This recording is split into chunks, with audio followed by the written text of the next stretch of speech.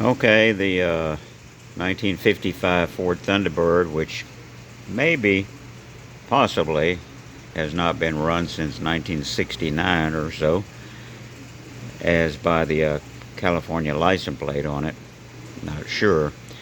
But anyway, it doesn't have the harmonic balancer on it yet, the belt, so the fan doesn't turn, but got it to the point where it rotates with the cleaned starter and checked out Bendix, new battery, new cables, and had the spark plugs out, and it rotated, put Marvel mystery oil in the cylinders, let it sit overnight. So I got new plugs back in it. Ignition's not hooked up yet. I'm waiting on a distributor cap to come in and points.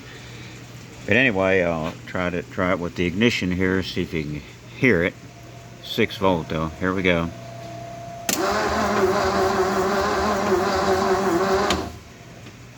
Okay.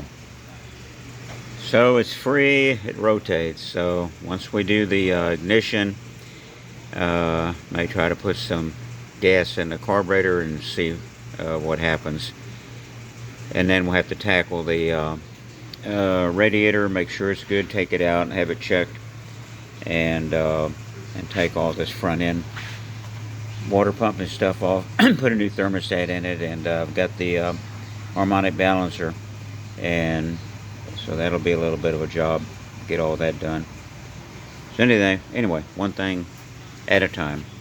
I did mount my mirror, which is actually off of a Continental Mark II, on the, I always thought it looked good with the real clean wraparound glass with no sun visors and no mirror.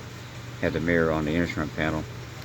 So I've got it with an automotive type 2-sided tape versus drilling holes.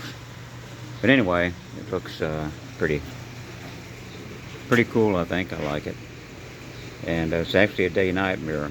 I think they might have used that same mirror on the Thunderbird. It seemed like I saw one 55 with it on there, but it was in excellent condition. I had to trim, unfortunately, kind of destroy, and it was really nice, not cheap. It came off of a parts Mark II that I have, and where it had the sun visors on it, the front part, I had to cut off with a hacksaw and then grind it. But anyway, there we go, all for today.